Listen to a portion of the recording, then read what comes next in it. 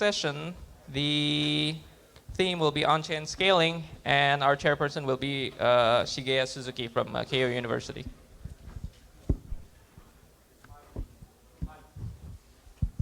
Hi. So this session is really, my personally think, interesting session. And the first speaker, it's on-chain scaling, and the first speaker is talking about the playing with fire, adjusting Bitcoin's block subsidy by Anthony Towns. Please, Anthony. Thank you. Is that audible? Yeah, it sounds like it is. Okay, so first need to start with an apology. This was a terrible title to pick. I tend to pick my talk titles by working out what I want to say and then choosing some sort of funny reference as the title. But I realized when the program got announced, I saw some comments on Twitter that took the title and not knowing exactly what I'm going to talk about, thought I was going to break the $21 million limit, 21 million Bitcoin limit, and kind of decided that the whole conference was a joke because of it. I don't know how seriously you take someone called Brian Trolls on Twitter, but either way. So, I mean, one of the reasons people take that sort of thing quite so to heart is that there's, I think Rusty put it best in his Civil War thesis, which was that as the Bitcoin reward decreases over the years, at some point we're going to have to start paying fees, and people don't like paying fees, so there'll be a movement to try and increase the inflation subsidy so that people don't have to pay fees that just magically happens. And if you want to increase the 21 million Bitcoin limit, that's going to involve a fight.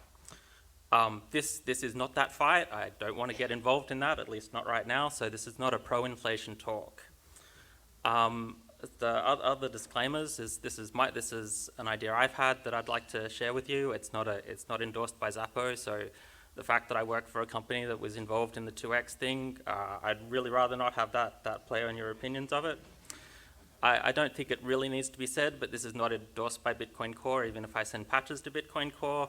I don't think Bitcoin Core endorses anything, so. And it's not necessarily even endorsed by me. It's an idea that I'd like to have people think about and that I think is worth thinking about, but I'm not going to say it's the way to go forward. So yeah, what is this talk? I've seen a problem, I've seen a fix, and I think we should discuss that. If we want to do decentralized Bitcoin, then that's the way we do things, right? We have people find problems, find fixes, we discuss it, and people individually come up with conclusions as to whether that works or not. And that's how we review PRs in Bitcoin, but it should go beyond that. We should have proper review and discussion of ideas in general. Okay, so I don't want to get in flame wars. That's why I'm going to talk about whether Bitcoin uses too much energy. So yeah, I don't want to be blamed for the fiasco that I'm not going to talk about, but if you want to blame me for the fiasco that I am going to talk about, that's fine. The idea behind the Bitcoin inflation is kind of twofold in my opinion. One is that if you're giving out coins initially just by whoever participates in the network, then that's a much fairer way of decentralizing the distribution of Bitcoin than the alternatives, which is either a pre-mine or an auction or something similar to that. And that's fine for 4 years ago when we were just starting out, but these days the main reason for it, in my opinion, is that we're subsidizing the proof of work security, so the prevention of reorgs and double spends. And so when people say that Bitcoin uses too much energy, that is pretty much equivalent to saying that as far as proof of work is concerned, it is too secure. If you reduce the energy, you reduce the security. If you increase the energy, you increase the security. It makes it harder to do reorgs if you have to have more hash power behind it. That makes it more secure. So a thing to be very aware of when you're saying you want to spend less energy, less carbon, whatever, on Bitcoin is you are saying that you want it to be less secure. So if you want it to be less secure, you have to say, I'm going to be taking more risk. Is that going to be a visible amount of risk, or is it going to be absolutely trivial? So to get some idea of whether that is a real problem or not, we can turn to the lovely thing called anecdata, which is just random stories that people have. So one thing is that the mainstream media kind of pays attention to how much energy is getting used, and people get concerned about that. Is that a strong indicator that there's a problem, or is it just people making scary stories to get clicks. I don't know. Another factor is that if you look at the Bitcoin industry, a lot of the profits are made by mining hardware manufacturers. Is that because there's just too much money going into that, or is it because it's really an essential value add?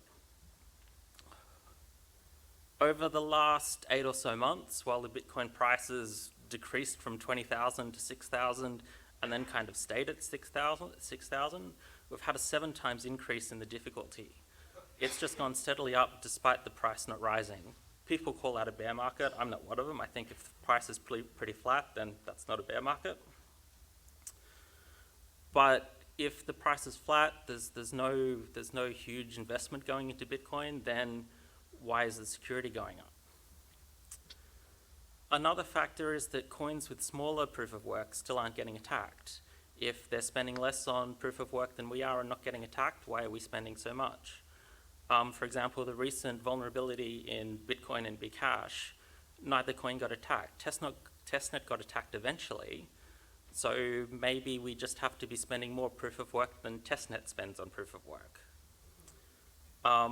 We do need to be spending some, so Bitcoin Gold got attacked. It is not as trivial as Testnet, but it's still a lot smaller than Bitcoin. Another factor you might want to consider is whether, if we had the exact ideal amount of security, that would be maybe ideal for 95% of people, but there'd be 5% of people that go, I'm a bit paranoid, that's not enough security, we need more. And the way they might go about that is by adding to the fees that miners receive by artificially spending more on transaction fees than they need to, or having OpCSV spends to say that, okay, miners can claim an extra Bitcoin as long as this transaction gets to a depth of five blocks. If we're not seeing that, then again, maybe we're spending too much. So, I mean, news stories, random questions, narratives, that's fine for getting an idea if there's a problem.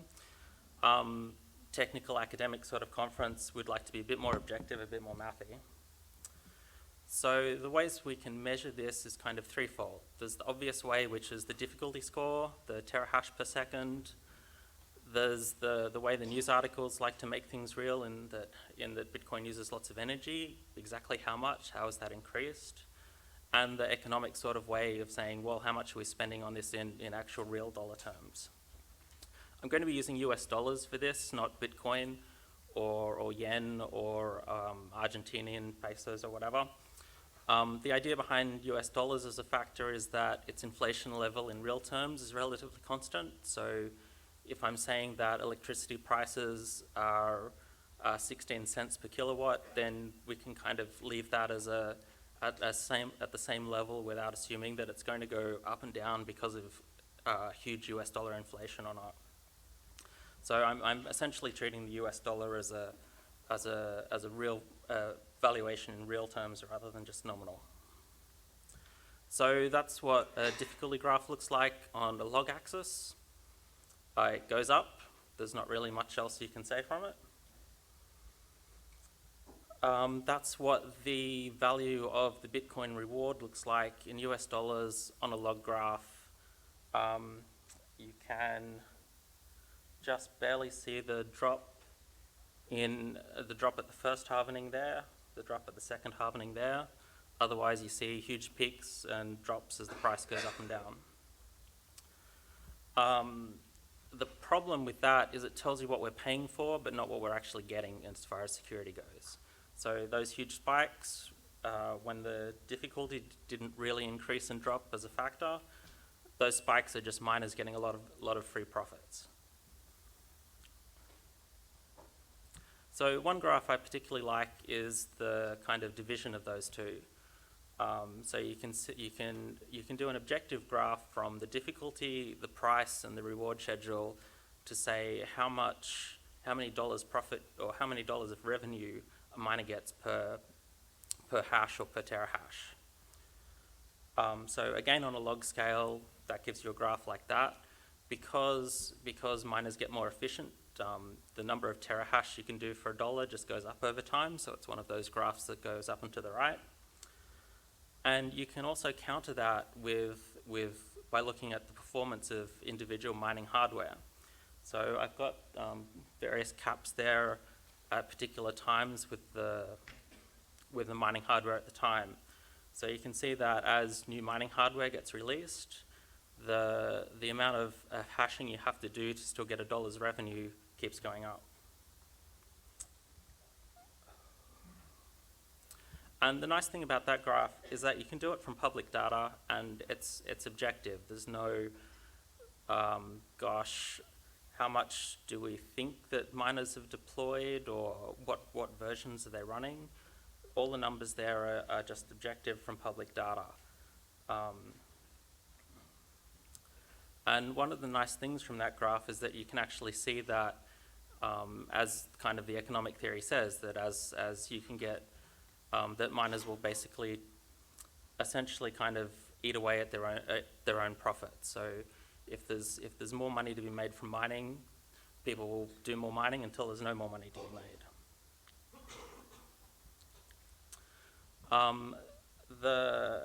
The rates that I've done for kilowatt per hour there has been 16 cents per kilowatt hour. That probably seems expensive. The fact is that the way that that analysis works is that you've got to include all the costs that go into mining per kilowatt hour, not just the costs of electricity.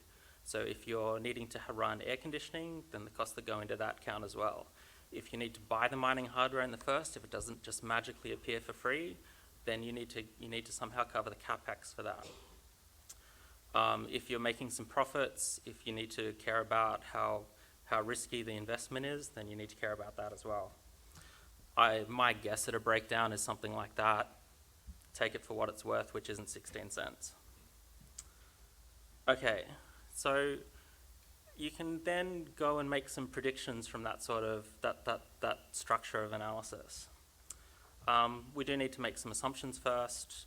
So we need to make assumptions on how the price will go, need to make assumptions on how miners' efficiency will go, and need to make assumptions on how electricity will cost. My assumptions on price, take them for what you will. Obviously, I'm going to assume Bitcoin succeeds and that it scales up. Otherwise, this wouldn't be a scaling talk at all. And I'm trying to be as conservative as possible, which is really not very conservative. I've done a log-log curve fit as a lower support of prices. It still gives pretty high valuations. Maybe they're lower than what you expect, maybe they're not. In particular, the current value is much lower than the current price, but it's a support level. So looking at the actual graph, so the top line there is the curve fit, the bottom line is the scaled down support level. It's basically just divided by 3. You can see the support level hits the bottom of the graph at some of the kind of slumps in the Bitcoin price. You can see that the current price is kind of the average as well. How much credibility you give to that graph, I don't know. I wouldn't give a lot, but it seems like a reasonable kind of average prediction that we can work from. Okay. As far as the other 2 predictions go, I've done a rough fit of terahash per US dollars to get a curve out of it, and I split that into the 2 factors that make it up. These are not particularly good estimates. They don't have a real justification beyond, yeah, it seems to work and it's not too hard to do mathematically. So that's the rough curve fit against the terahash per US dollars from earlier. And that's the 2 factors. So that's the miner efficiency, which you can see doesn't even match up with the reality kind of lines. And that's the electricity price, I'm assuming. You'll notice that it goes down very low. That may not be reasonable, it might be reasonable. That also takes into account that the possibility of capex on miners going very low if there's lots of competition. And if you're using essentially free electricity from hot water systems, then that can be an excuse to have it go that low as well. Again, these are the numbers I'm working with. If you can come up with better ones, then that's great, I'm very interested.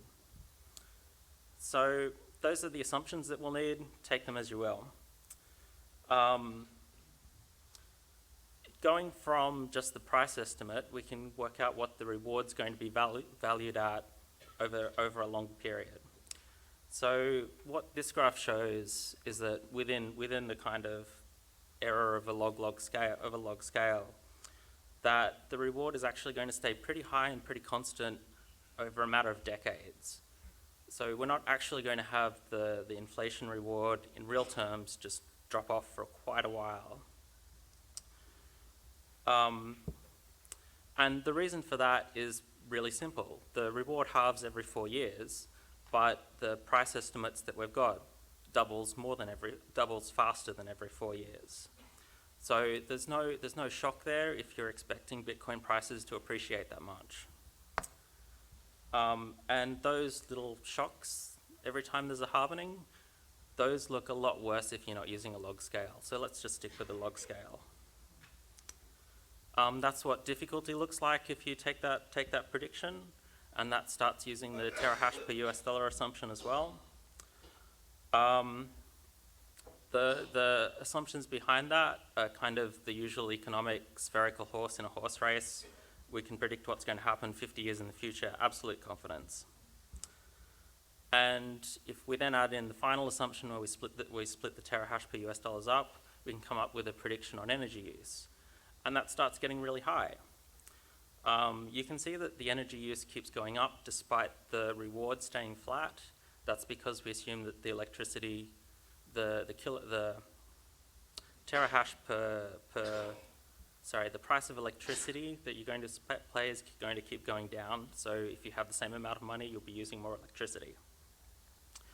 The comparison lines in there are numbers I've seen for the energy use in all of gold mining, the energy use for the entire banking system, Japan's energy usage for the entire country, and at the very top there, which we start getting up to, is 10% of the entire US energy usage.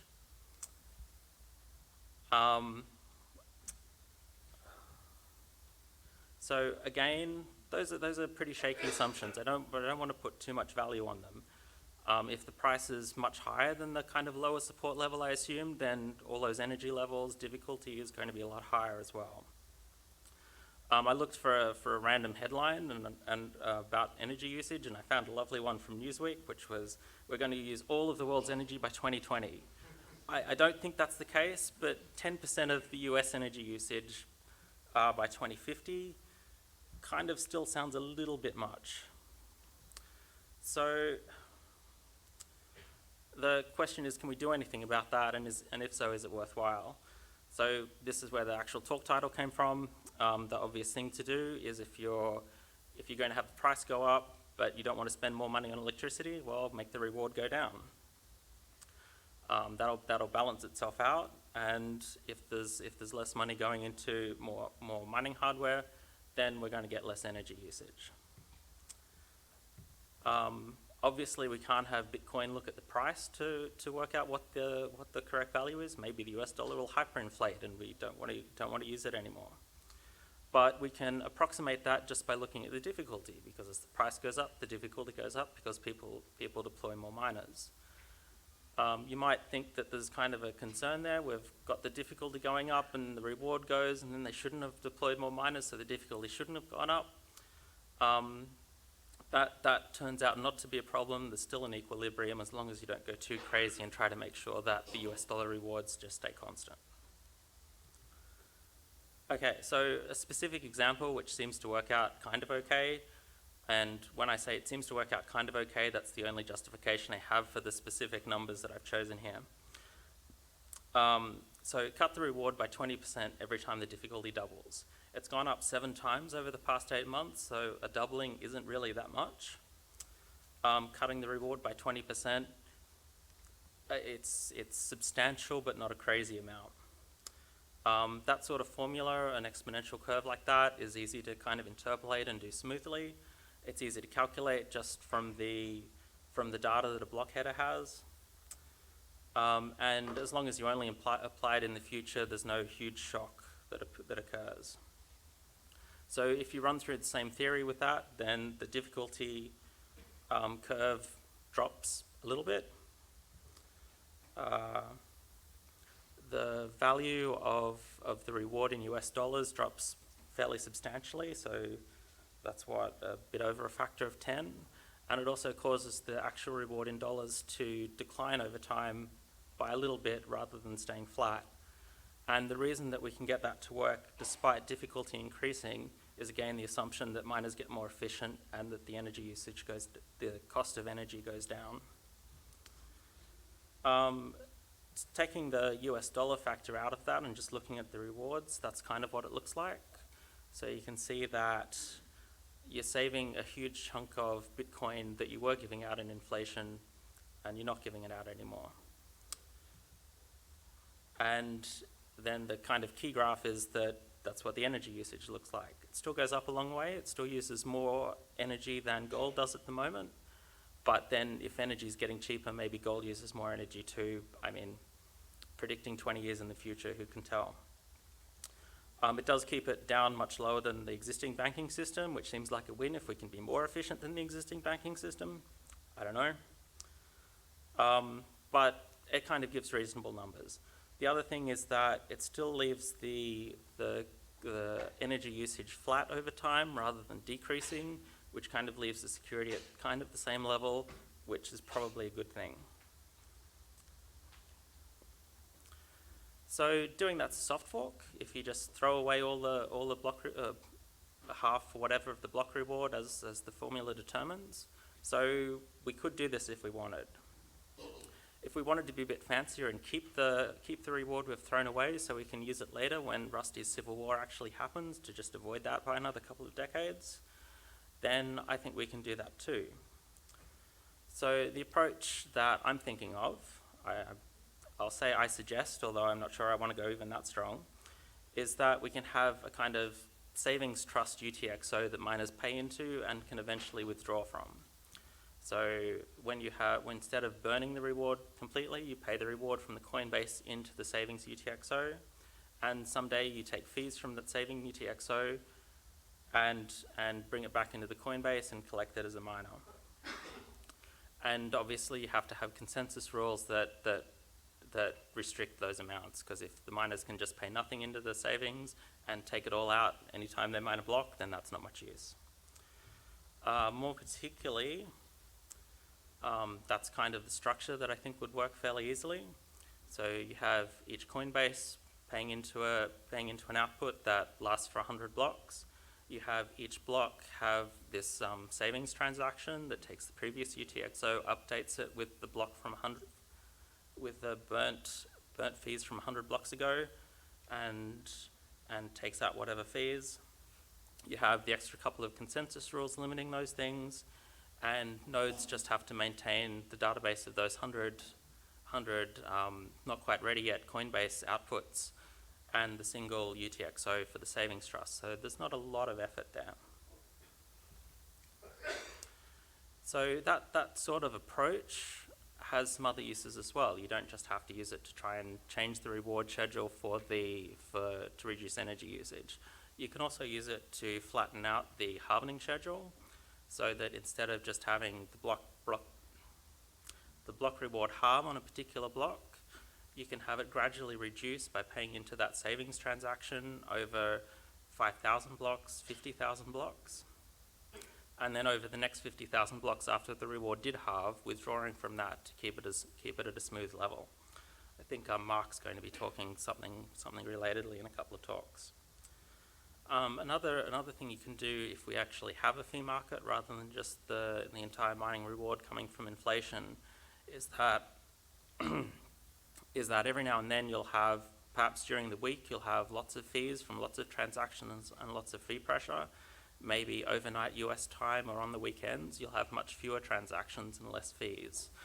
You can use the same sort of approach to smooth that fee rate out so that mining a block at any particular time is kind of just as profitable.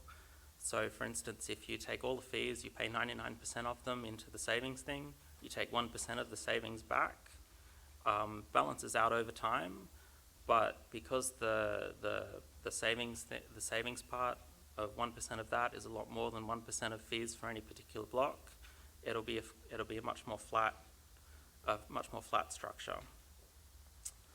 You can also, in theory, which requires a lot more justification than I've done or have any time for, is you could use it as a cost mechanism for changing the restrictions on a block later. So if you wanted to temporarily allow much bigger blocks because there's a lot more transaction demand at some particular time, you can require miners to pay into the savings transaction to justify that, and then future miners can withdraw from it. Okay. So yes, that's an approach. There are plenty of other approaches too. Maybe we don't even need an approach. Maybe the invisible hand of the market will solve everything for us. Who knows? One thing I've seen people on Twitter do, which again you maybe should take for what it's worth, is they say that, well, when the reward halves, the price will double and there'll just be no problem. And I mean, even if it doesn't exactly double and less supply, same demand, and the price will go up probably, maybe. Maybe that's a good reason to lower the inflation rate in general anyway. If we have less money going through miners, maybe the same demand means the price goes up full stop. Maybe there's enough people that want that to do it. If the people on Twitter are right, then I propose that we halve the reward just every day for the next 2 weeks, double the price every day for the next 2 weeks, we're all set. Now, reducing the energy usage isn't a win for everyone.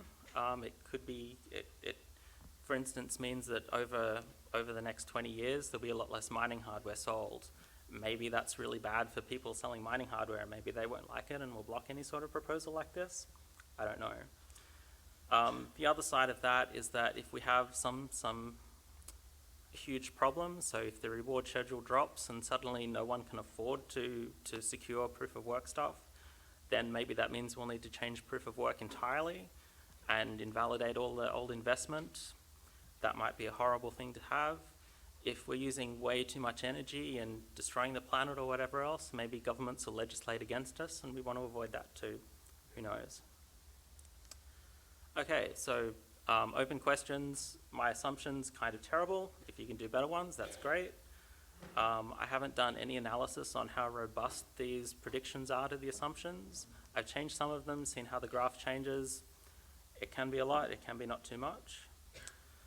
And really questions of whether we can actually implement this and make it work. In particular, getting the formulas right seems pretty complicated to me. People want to work on that, that's great. I'm probably not going to push this any further than this talk. I've got a lot of other things to do, and this seems like a fight, so anyway. So thanks very much for your time. If there's any questions, we've got a couple of minutes, I think.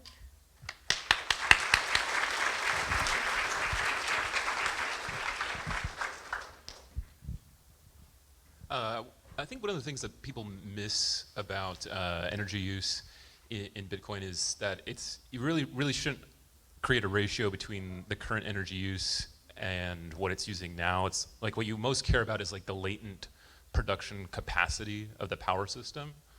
Like in the same way that like if there's a town that has like a baker, they bake 10 loaves of bread each day, and a restaurant comes in and says, hey, we're going to be buying a lot more bread. The town government says, oh, well, if there's a restaurant in our town, all of our bread will get used up by this restaurant, when the baker actually has latent capacity to bake more bread. It's just that it's not being induced by that. So that's one of the critiques maybe I had of some of the metrics. I also wanted your opinion on with the fee smoothing. It seems to me like there's a big game risk in that type of proposal, because fees are a way in which users can induce miner behavior that like protects us against censorship. That if a miner basically is like forking something, we can induce miner behavior by saying, if you mine this block right now, you will get all these fees. And if we somehow push those payments into the future by creating like some sort of like miner unemployment insurance, that kind of like queers the game theory into inducing miner behavior. Just wanted to know your thoughts on that second point. So for the second point, one thing you can do instead of paying the miner incentive as fees is pay it as a anyone can spend transaction with, say, 6 op CSV, so that any miner who actually gets 6 blocks ahead can claim it. You could do the same with just an anyone can spend directly, and then whichever miner mines it gets it directly. Costs a little bit more in bytes, perhaps. Still kind of feasible, so I think your game theory still works for that. Hello, thank you for your presentation. I can comment that it is very much playing with fire. You've opened the topic of Bitcoin monetary policy.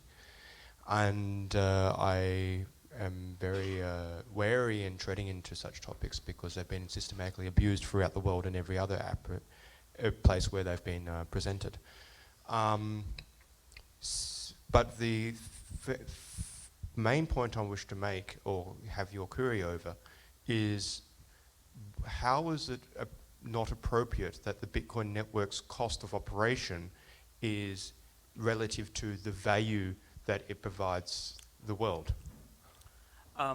So I think that is incredibly appropriate. One of the calculations that I did, which I didn't put in this, was if you consider the total value implied by people holding gold at the moment.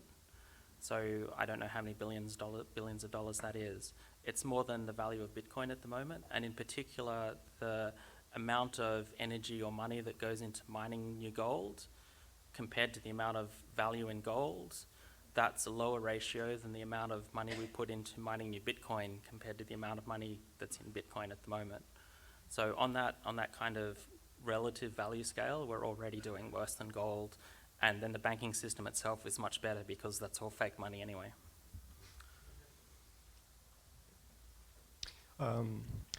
So I have like 1.5 or 2 questions. The first question is, I'm not sure I really understood what exactly is the underlying problem with Bitcoin's energy usage? So there's no fundamental problem. The question is just whether we really need to spend that much energy on Bitcoin's proof of work security versus whether we could spend it on better things that make people happier.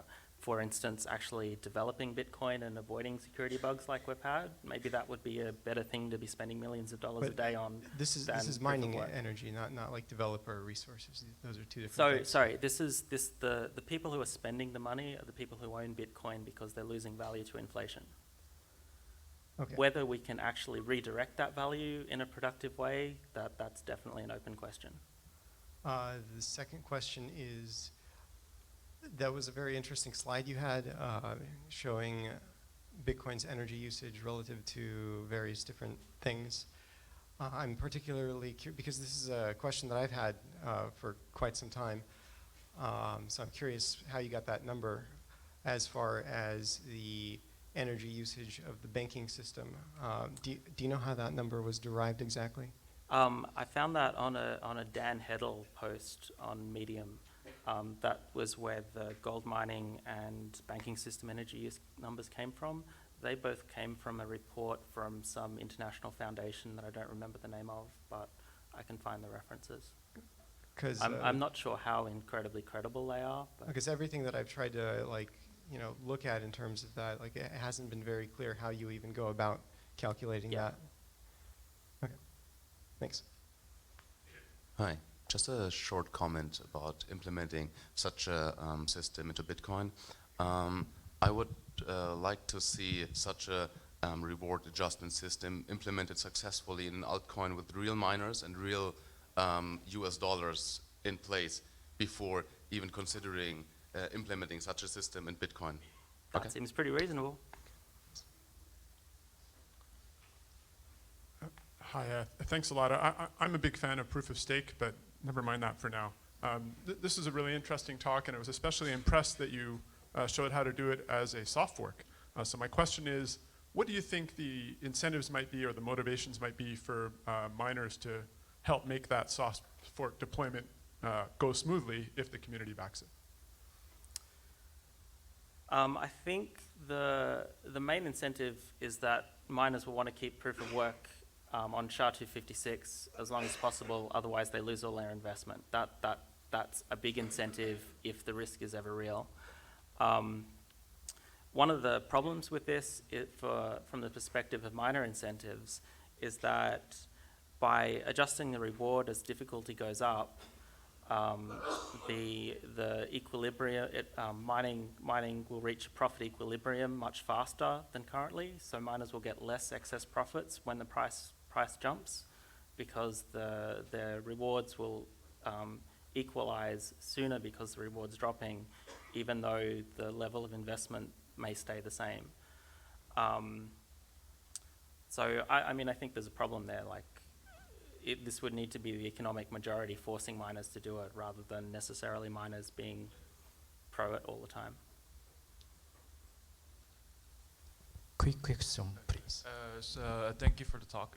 It was very interesting. But one of the things that I do not like about what you're suggesting is the halving, the gradually halving. Wouldn't this be a breach of the social contract that was originally set up from the start? If you want to argue that it is, then that seems reasonable to me. My view is that anything that we do as a soft fork that's not completely crazy is probably not a breach. So in this case, this would be miners kind of agreeing with each other to pay the fees that they would have collected forward 1,000 blocks or 5,000 blocks or 10,000 blocks. And that's something that miners could just do today if they wanted to. They could even enforce that by using OpCSV outputs rather than this model. That would be a bit more expensive in terms of UTXOs, but it would be a valid way of doing it, and moderately effective. I don't think there's a contract that says what the social contract was originally. So if you have one view of it and this violates that, then that's a valid view to hold. Okay, thank you. Okay, thank you very much. Thank you very much.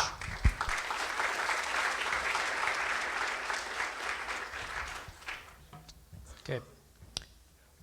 Next presenter is Dmitry Meshkov. Am I? No? Alexander Chepurnoy. Am I correctly announced? Okay. Alexander is talking about self-reproducing coins as universal Turing machines. Alexander, please. All right. Thanks for the introduction. So I'm Alexander Chepurnoy. This is joint work with Vasily, Kharin, and Dmitry Meshkov. So all three of us are working for Ergo platform. Vasily as an external member. He is working for Research Institute, and I'm also working at IOHK. All right, so this talk is about Turing completeness in the blockchain, right? And this talk would be pretty high level, I guess, also a bit philosophical, and I hope also pretty funny. All right. So the talk is based on paper, which is online, which is already published, which was presented at CBT workshop associated with ESORIX conference, ESORIX 18. Okay, so online you can find not the last version because of copyright agreement with Springer. So if you want to get the latest version, check proceedings of the ESORIX. Okay, and as this workshop is about scalability, so the question is how what I will present is related to scalability. So the very general question about scalability is how can we do more with less, right? So we already can do some contracts with Bitcoin, but we are willing to do more. So the question is how can we do more without spending much effort, right? Okay, so there is some vector of research in the community about aggregate signatures, so on. So this is another direction I would like to propose. And this direction is about how to have more complex contracts without sacrificing much. All right. So particular questions I'm going to answer is, can we achieve Turing completeness without general purpose programming language on top of the blockchain? Can we do it in the UTXO model we have in Bitcoin?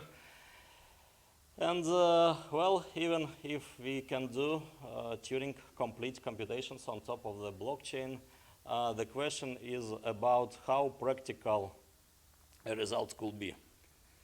All right.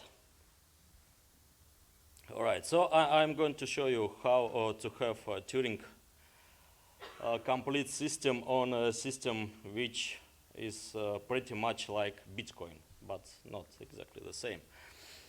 All right, so the question is what Turing completeness is in the first place. Turing complete system is basically a system which can run any algorithm, right? And any computations. So we have many Turing complete models. And by Church-Turing thesis, they're all polynomially equivalent, which basically means that if you have a program in some Turing complete system, like a random access machine, which is about modern personal computers. Right, so if we are switching to another Turing complete system, for example, Turing machine or Boolean circuits or system we will consider later. So you don't have explosive growth, exponential growth in the program length. So you have some reasonable overhead switching from one Turing complete system to another. And any Turing complete system can emulate another Turing complete system and can emulate universal Turing machine. So historically, the first Turing complete system. But now we have maybe hundreds of them. All right. Now about blockchain and its limitations. For blockchain, we require block validation time to be constant.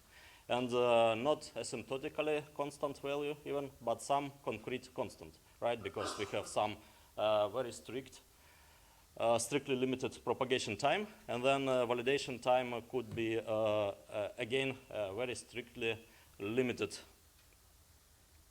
part of it, right? There is a popular belief that for Turing completeness on the blockchain, you need for general purpose language with jump instruction or loops or recursion.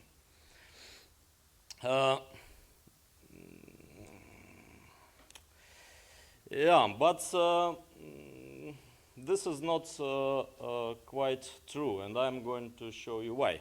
So let's imagine Ethereum, right, which is considered to be a Turing complete blockchain system, and now we are going to consider some Ethereum minus system, which is about Ethereum, but all the transaction validation effects, so script execution within a transaction. So all the results of transaction execution are going to be forgotten right after execution, and the payment amount is not dependent on the program, so we cannot encode any information there as well. And then such system is not trivially Turing complete. So hard to say whether it's Turing complete or not. Maybe not. In opposite, I'm going to show how to make Bitcoin-like Turing complete system, which is called Bitcoin Plus. Right? So let's start with some terminology. So in Bitcoin, we have a notion of outputs, unspent outputs usually. Now let's switch to more general term box. So transaction is spanning some boxes, so some coins in another terminology, and a transaction is creating new boxes. All right, but now in a box, in addition to monetary value and also guarding condition, guarding script, we allow for some number of arbitrary typed general purpose data cells, right? Data registers. So let's assume that there is register, mandatory register R0, which is holding monetary value. R1 is holding guarding script. And registers, well, in our example from R2 to R9, some general purpose registers, right? So now we have some memory in the coins. And so we are using some different term box, which is some more general term. And about language. So assume we have basic arithmetic operations in our language, like Bitcoin script is already has them. So we have if, then, else clause. So we have cryptographic primitives like Bitcoin. We have also static size array declaration and access operations. And unlike Bitcoin, we are going to add some to context data. So when we are validating transaction, there is some context. In Bitcoin, we can ask for current time after CLTV update, right? So we can access current block height or block time. So in addition to height, let's add a variable called self, which is a box being spent. So during validation of whether the box can be spent, the box can ask its own state now. And also we now can ask for transaction inputs and outputs. So we are not adding much. So all this data is already in memory, right, when you are validating transaction. So we are just now explicitly projecting this on the validation level, so to the validation script, guarding script, precisely. All right, so we are now going to build with these minimalistic tools Turing complete system. So there are many Turing complete systems. Some of them are utterly primitive, and one of the simplest Turing complete system is Rule 110 by Stephen Wolfram. It's the simplest one-dimensional Celler automaton. And it was proven like 15 years ago, I guess, that this Celler automaton is Turing complete. So it can emulate Turing machine, and you can run any computable algorithm with this system. So this Celler automaton is just about 8 rules of transforming 3 bits, right, into 1 bit. So assume you have some bit string, maybe very long bit string, then you are translating this bit string into another by looking for each bit. For previous row, for left neighbor, for upper bit, and for the right neighbor of the upper bit. All right. There is also a concrete formula for this transformation. All right, and now let's assume we are going to store all these byte strings in a single box, right? Then with this simple program, we can demand what? So we can demand that some output, for example, 0 output of the transaction must contain a string, bit string, which is valid against this rule.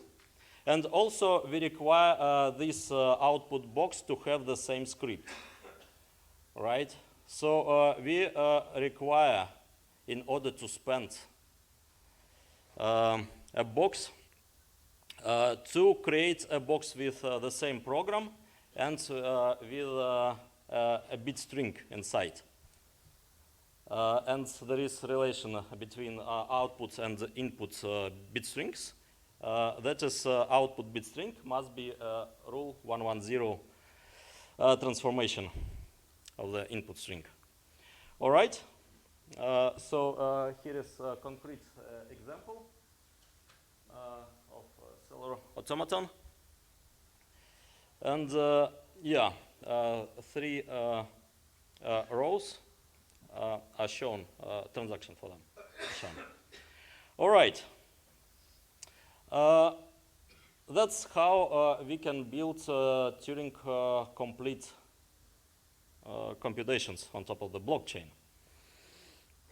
All right, but the problem is that for arbitrary program, we can have this bit string of arbitrary size. Then still it's conflicting with the requirements of constant block validation time, and also memory usage is going to skyrocket. So we can have now more sophisticated procedure when every transaction is processing 1 bit, right? So now we can do general computations bit by bit, and thus we can have Turing completeness with constant block validation time, with a very minimalistic scripting language, right? What else?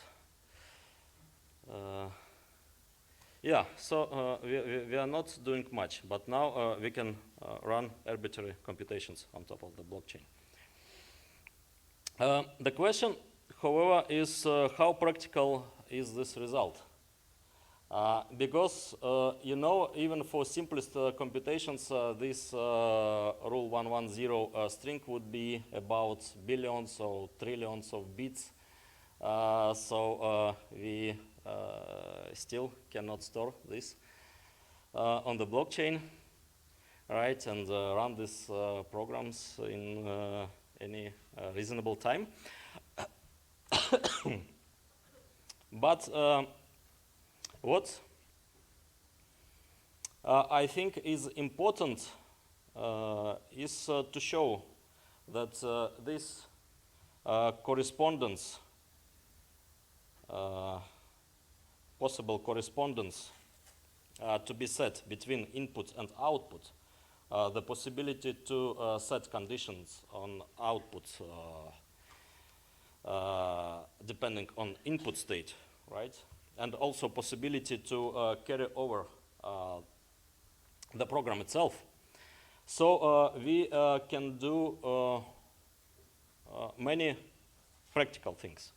For example, we have examples of crowdfunding script, demurrage currency. If we have authenticated state, there are talks about that in the Bitcoin community since 2010, I believe, about authenticating UTXO set. So we can have oracles. We have an example of that. So it's possible to build decentralized exchange. And more. So as a concrete example, instead of having implicit rule, to issue money, right, in a cryptocurrency through the special kind of transaction, which is a coin-based transaction. We can have some mega coin, let's say that, to be put into the initial state, and then a script of this coin is allowing to spend no more than a block reward, and also the script is demanding to carry over this mega coin, right? So to carry over in a right way the monetary value as well as the mega coin script itself.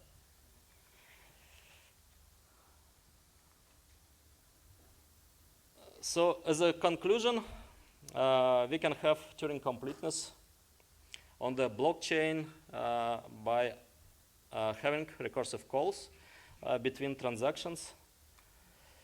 So we don't have conflict with constant block validation time requirement. We are not adding much to the scripting language, right? We are not adding anything controversial, potentially computable in a long time in the transaction validation context. So the construction is explicit, right? So it is shown pretty clear, I believe, how to have Turing completeness in general case on top of the blockchain. And there are some practical consequences of it, right? In addition to our examples, we can build multi-step contracts, basically described by finite state machines. And a particular importance of that is in the fact that even before cryptocurrencies, there were proposals to formalize financial contracts by describing them with finite state machines. Right, so for now, such contracts could be implemented on top of even the simple UTXO style blockchain with pretty modest transaction language. That's it. Thanks for your attention, and I would like to hear questions.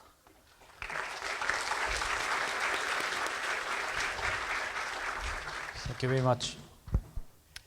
Hello. Yeah. Could you tell me your opinion about Turing complete blockchains in general, and do you think it's by definition a good idea, or do you think it's also a valid strategy to try to limit the use cases to what is specifically useful on a blockchain? All right, so Turing completeness is a theoretical term, right? So in my very personal opinion, most of users do need for some concrete contracts, right? So for example, if we take Ethereum, so we have maybe thousands of contracts, but if we are not talking about CryptoKitties, right? So all other applications are broken into very few classes, right? So we have lotteries, ICO contracts, gambling, lotteries, games, and what else? Ponzi schemes, right? So that's probably all about Ethereum. So in general, to me, Turing completeness is not so important as, well, if we have a system which maybe not Turing complete, but cover 98% of Ethereum use cases and also safe, right, and has no problem with scalability, it is better than Turing completeness. But again, Turing completeness is more, to me, like a mental experiment, right? So in practice, we need to do practical things, right? Thank you. Yeah. Hi, so this was very fun, by the way. Thank you. I was wondering, have you ever looked into some constructions made over pi calculus. For instance, I remember a guy called Bernard Serpet or something like that from Indria, France. And what he did was to define like a virtual machine over pi calculus, and he found like eight basic instructions over that distributed machine. Do you mean simplicity language? Simplicity language. Yes, only 8 instructions. Yeah. And so basically, you define those by the topology of really small graphs you make. But I don't know, maybe you looked into that, or maybe not. Just a little bit. So I know there are some debates about this language. So there are some pros of limited languages. So it's simpler to analyze running time, right? So sometimes it's possible in prior to decide running time of program without actually running it. And then, again, maybe such programs are not Turing complete in general, but I mean, again, that's not, I mean, what we are looking for, right? So safety first. Then I don't know much about current state of simplicity, right? So I read some criticism of this language. By Philip Wadler. So, aside of watching debates around this language, I cannot say much on my own. Thanks. Thank you. Okay, thank you very much.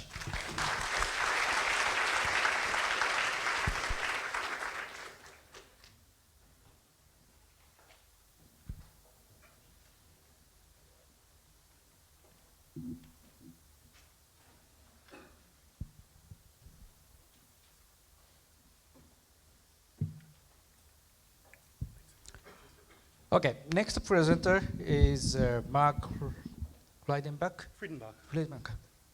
On what blocks on-chain settlement capacity increases without the hard fork. Please.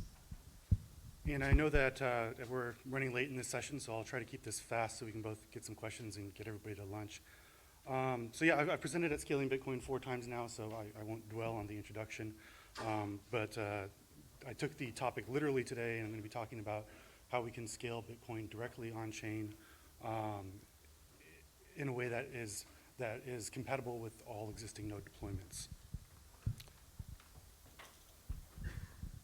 Is that better? Okay. So the goals that went into designing this proposal is that we want to be able to scale the Bitcoin blockchain on-chain in a way that an upgraded node will still be able to see the new transactions that occur, even if there might be some sort of delay in receiving them.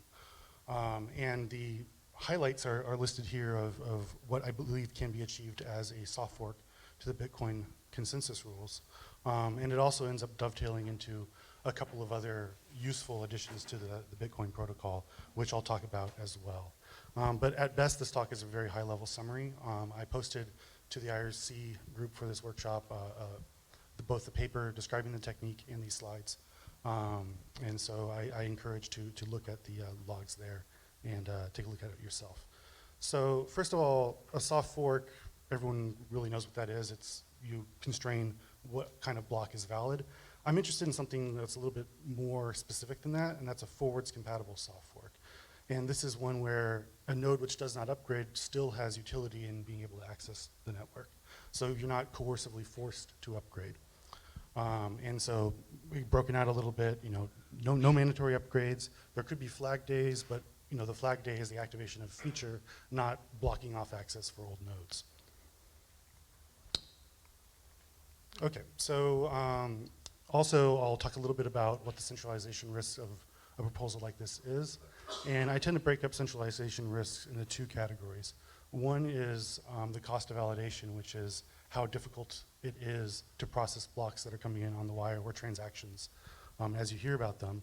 And that, without introducing pairing crypto or other things that are outside of the scope, you really can't reduce the cost of validation. If you scale up linearly in size, you're going to scale up the cost linearly. But the other thing that we're concerned about is what I'm calling here censorship resistance, which is your ability to get a transaction on the chain. And that does have a nonlinear effect with the size of blocks or the size of an interblock interval. And so we'll try to trade off our design in such a way that even though we increase the cost of validation, we're going to be making the smallest possible decrease to censorship resistance. Okay, and so starting off, it's best to approach the idea how I initially did, which was not how do we scale Bitcoin on chain, but how do we do a soft fork proof of work change, and then the rest of it falls out of there. So the first naive thing to do is to make a block have 2 proof of works, and you have to validate both. It's not a good idea, and that's not what I'm going to be proposing, but it's a great place to start and develop the idea further. So assuming that a block was subject to 2 proof of works, how would you then transition from the old proof of work to the new in a way that you still have blocks that are viewed and visible to everyone? And the way in which you do that is that you have some way in which both sets of miners commit to where they want their output to go, the reward for the block, and you transition the proportion that's allocated from the old to the new. So initially, all the subsidy and fees go to the old set of miners and none to the new, but you progress over a period of time, to which point you have all the subsidy and reward going to the new miners. And if you do it slowly enough, then the effect that this has on mining income is comparable to just natural variance.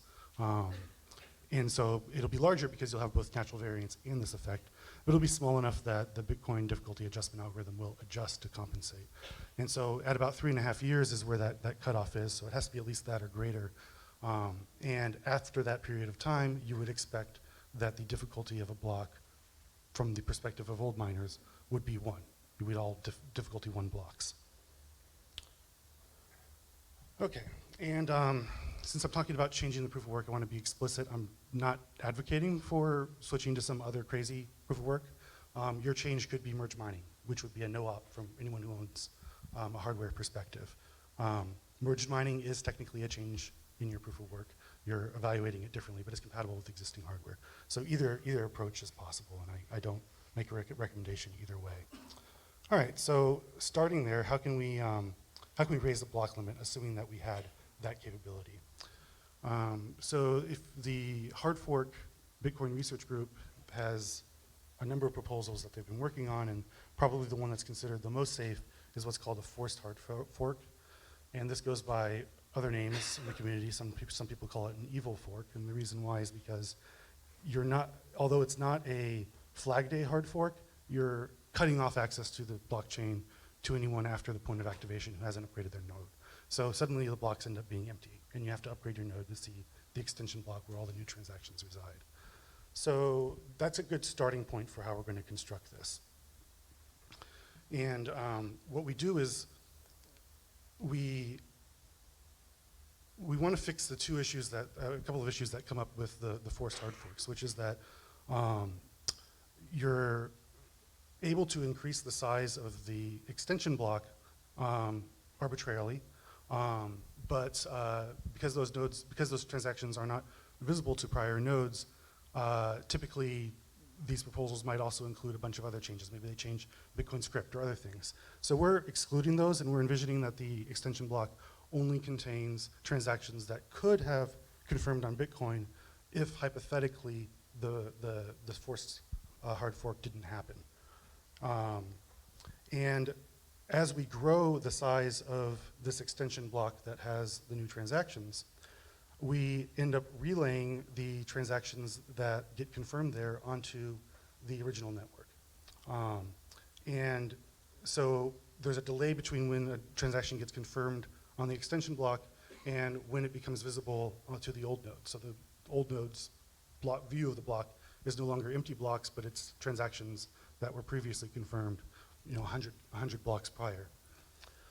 And then if we grow the extension block to be larger, we can use the time warp bug to shrink the interblock time on the old compatibility chain. And in this way, you end up having a larger transaction processing capacity as you ramp up, because the blocks on the old chain are coming faster and faster.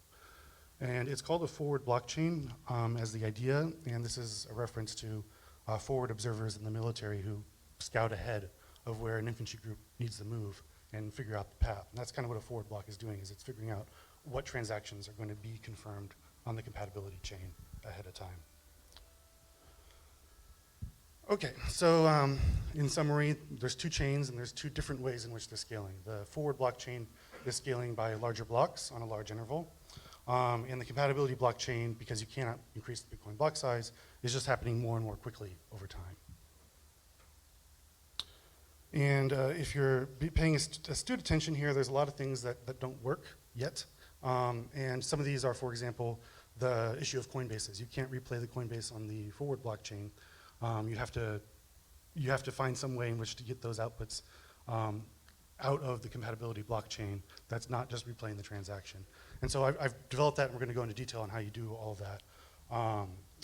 But this slide just shows that we're not ignoring some of the problems here.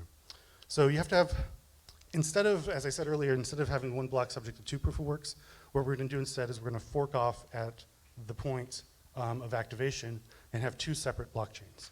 And the forward blockchain will confirm blocks, and then by some magic mechanism, the compatibility blockchain will observe those transactions and then start adding them in sequence in the same order that they were. And so the magic here is that the compatibility chain commits to the block headers that the miner knows about, and when a block header reaches 100 confirmation, it becomes locked in. At that point, no matter, even if a more work chain is shown in terms of block headers, it will not reorg that forward block commitment. And vice versa, the same thing will happen on the forward blockchain. So both chains are developing knowledge of what the tip is of the other. And once there's 100 confirmations, we consider that block to be locked in. And so what happens when something becomes locked in depends on what chain you're talking about. So when the compatibility chain locks in a forward block header, it will add all the transactions to a transaction processing queue. And from that moment forward, all the consensus rule going forward is that every block has to include the transactions in the order specified. And it also adds the Coinbase outputs of the forward block to an output payout queue.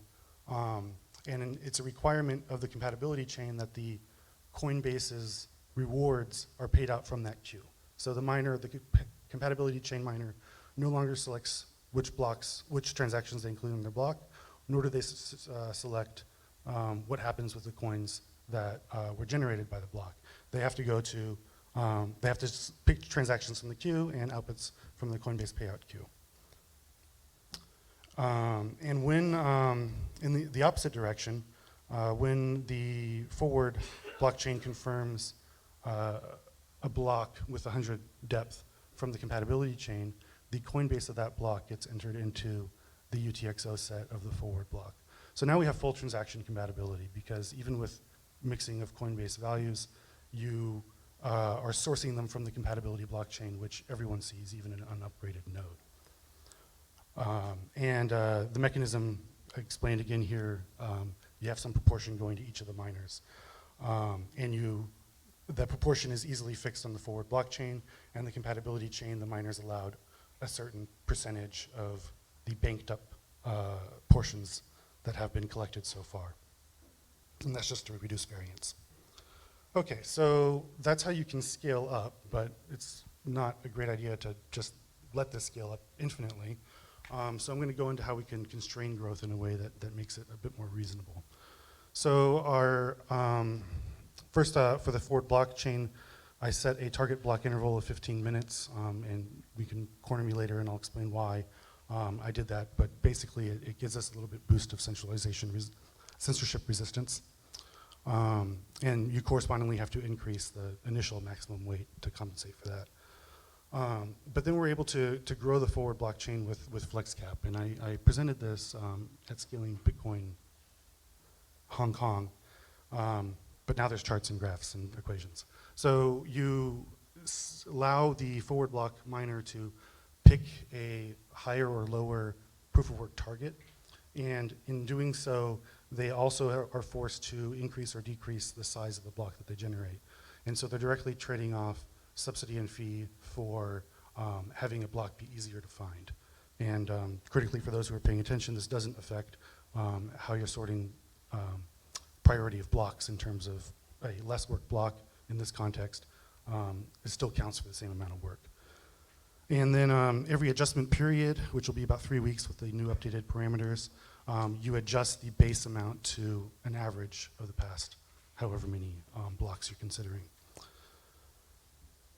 And this is a graph of what that reward curve looks like. And the main takeaway from this is it's a nonlinear, it's quadratic. And the reason for that is, one, it's easy to calculate, and two, for a given distribution of transaction fee in the mempool, there's a specific value that will make the most sense to use, and that value clusters for normal distributions near zero. So if your mempools are basically empty, you go down the left-hand side of the chart there, and you can decrease your difficulty by 25% and reduce your block by 75%. Or alternatively, if your mempool is very full and full of really yummy transactions, you can go to the right and you can increase your difficulty and get a larger block as a result and process more of them. So it's responsive to demand up to plus or minus 25%. And the incentives are set up such that you're going to have a specific value. People aren't going to go all the way to the left or the right based on circumstance. So next is the mechanism for time warping the compatibility chain. And it's basically, there's details here, but read the slides later. It's basically that you have the timestamp field of the block be set by consensus if there are transactions in the queue to be processed.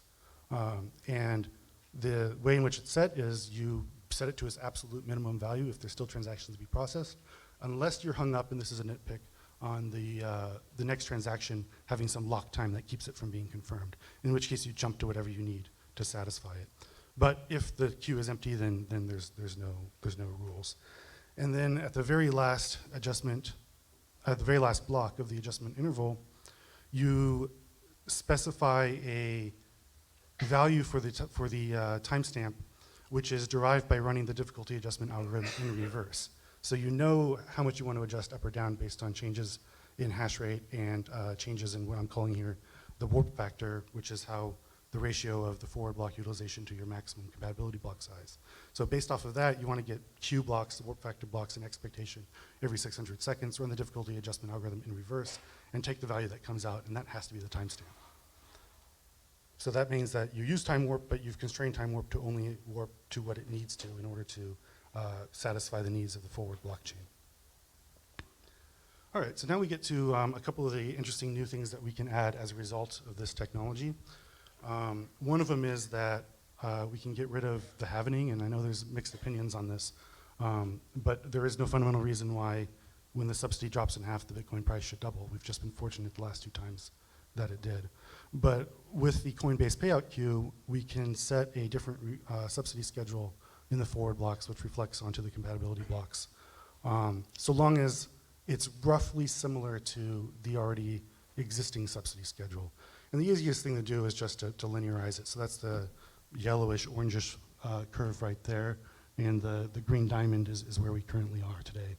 So you effectively make it a series of short, flat lines so that the subsidy is continuous and not disjoint. Okay, before we talk about what the maximum limits are, we have to talk a little bit about ways we can mitigate decreases in censorship resistance. And one of them is sharding, and for the record, I'm talking about database sharding, not necessarily sharding as it's been used in the cryptocurrency context. This is subtly different, so set your expectations at the door there. If we can have one forward blockchain, we can just as easily have 30 and source transactions from them separately, such that each shard has its own separate UTXO set, and a transaction is required to source its input from a single shard only. So whatever transaction confirms in one shard is kind of not connected to what happens in other shards. But there does need to be some way to transfer value between shards and ways for Coinbases to enter the different shards. So there is some synchronization that is used, and surprise, surprise, it's exactly the same. It's exactly the same mechanism that we used earlier for the Coinbase rewards, which is you have, in a native SegWit output consists of 2 pushes. One pushes the value indicating what type of hashing scheme is to be used, and the second one is the actual hash. So we extend this by adding a prefix byte, which indicates which shard is identified as a destination. And these are currently non-standard, anyone can spend outputs. And what happens is, if one of these is encountered, it does not enter into the UTXO set of the shard that contained it, as would normally happen. Instead, when it gets locked in on the compatibility chain, that output is added to the Coinbase payout queue. And when it finally does confirm the transaction, the anyone can spend destination output is spent by the compatibility block miner and added into a fund that's used to pay out the Coinbase payouts. So in this way, if you transfer between shards, you end up having to force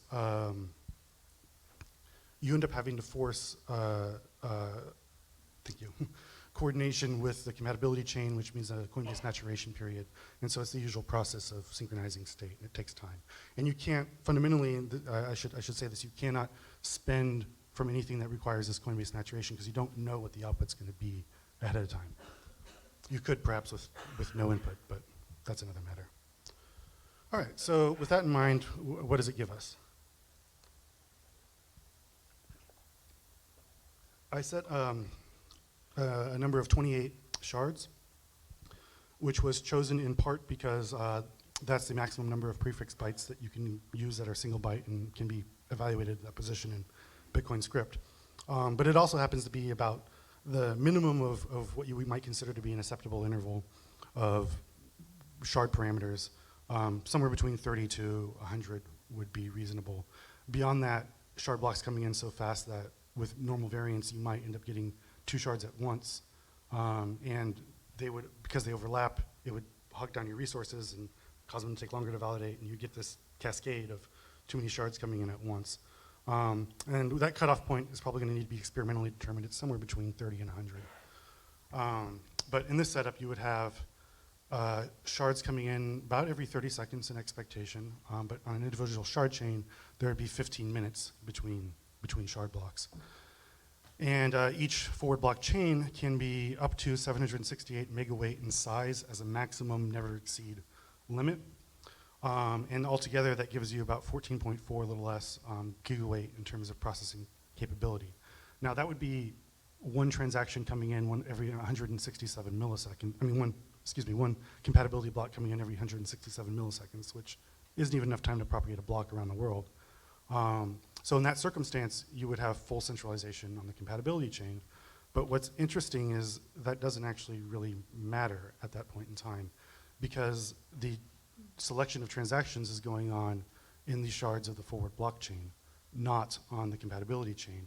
And so in the far, far, far future, when you reach that point of scaling, you would fully expect that the difficulty would be 1 on the old chain, and any miner who finds a block, a forward shard block, would just automatically mine a couple of compatibility blocks to process out their Coinbase payout. But the critical thing is, how do you prevent this from growing that size next year or whatever? And that is that you constrain with a gain limiter, the amount that you can adjust up or down. And there's a long series of digits there. That's a power of 2, I promise. So by a power of 2%, you can move up or down each difficulty adjustment period on the forward blockchain. And that constrains maximum growth to about 14.5% a year. And that's assuming that the mempool setup was such that they were doing plus 25% blocks every single time, which is very unlikely. And I will note that these numbers are less than what is provided in, say, BIP 103, which was a very conservative scaling proposal. So as long as you have this limiter at the end, it grows very slowly. And I want to be able to have questions, so I will probably skip these last 2 slides. which show how you can use the Coinbase payout mechanism to also implement confidential transactions, side chains, as well as transaction expiry if you want that. I don't particularly think that's a good thing to do, but you can imagine a transaction that is capable of expiring would have all its outputs processed by the Coinbase payout queue. And so with that, I will go to questions so we can all have lunch.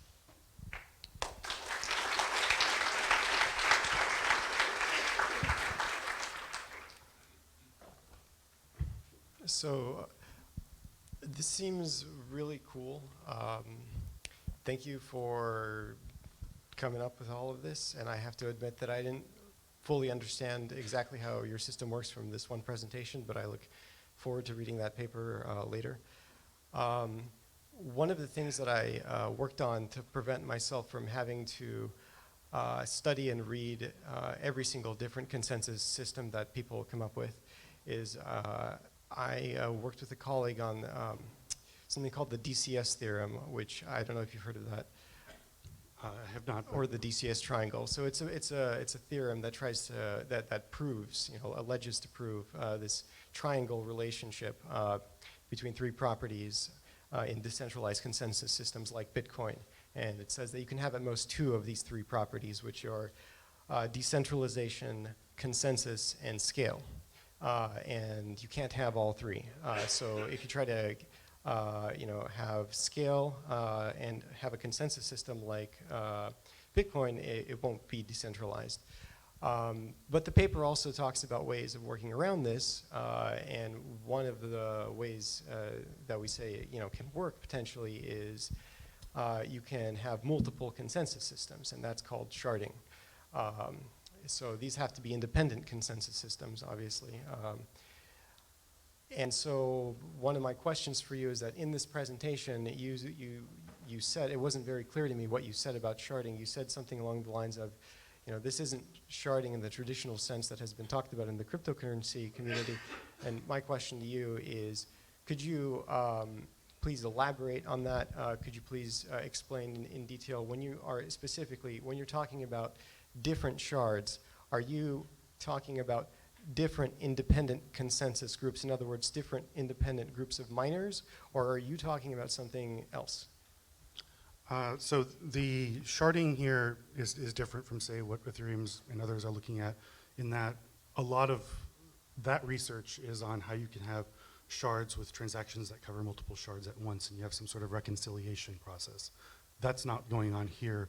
Transactions only source their inputs from one shard. So each shard is a separate consensus system with its own UTXO set, but there's a mechanism for moving value between shards that requires going back through the compatibility chain for a Coinbase payout. Okay, so ignoring the compatibility chain for a moment, just talking about these separate shards, it's still not super clear to me. When you have one shard, are you talking, and another shard, are you talking about two different groups of miners, or are these the same miners? The suggestion is neutral to that outcome. They have to be separate proof of works for each shard because you can't have correlation between the block arrival time on various shards. So it could be two separate So with groups. traditional merge mining, for example, if you find a shard block on one, it'll also satisfy all the others. That you don't want. But you can get around this. There are ways you can get around this without breaking compatibility, so you can reuse the hash work of a miner, but maybe it only solves for one shard and not another. Basically, you salt the hash function and have a second difficulty on top. Yeah, come find me at lunch or something, and I can go into more detail. There's other questions. Thanks. So it seems like one externality of warping time is that contracts that use check sequence verify and other block expectation of arrival would change their meaning as well. Have you thought about this? So only from the perspective of someone who's observing only the compatibility network, but they would find that if they tried to submit something, it wouldn't confirm the way they think it does. So a relative lock time of 100 blocks is also enforced on the forward blockchain, and it therefore requires almost a full day to process. But on the compatibility blockchain, it would be satisfied very quickly if you were going at high rates. But to some extent, that doesn't matter because you have to get in on the forward blockchain first, and it's still enforced there. Okay, I just meant from the perspective of old clients. They're Right. So let's say, for example, if you set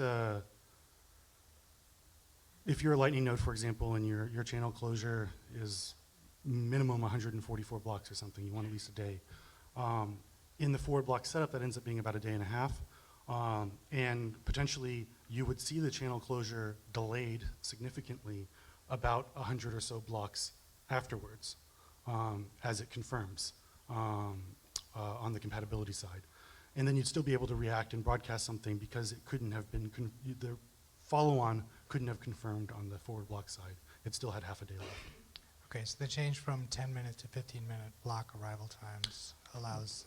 That's not the reason for it. It's actually because it gives you a small boost to central chip resistance, and you might as well do it at the beginning, but it also has that effect as well. Thank you.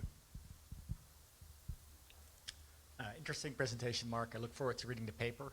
I was wondering if if there's going to be a soft fork fix for the time warp bug, if that just kills this idea, or how, what would it do? It depends on the nature of the fix. Sure. There was an off-chain discussion about fixing the time warp bug, which I contributed to. And it was off-chain merely because there were exploits that were being discussed. And there is a mechanism you can use that I discussed there, which is you can limit, instead of saying we get rid of the time warp bug, you say if you're adjusting and your average of the last however many blocks is outside of 4 hours within the walled clock time, then you're in some sort of time warp domain. And in that domain, you limit how much time warping you can do based on the earlier interval. So I had the flex cap adjustment was gain limited to no more than like 0.7 or something percent per period. So you do that same limiting factor if you're operating in a time warp domain. And that freezes the amount of time warping you can do to no more than about 15% per year. Just to clarify, does that mean the proposal would still work? What you If you fix the time warp bug in that way. In that way, yeah. Okay. Yeah. Thank you. Thank you very much.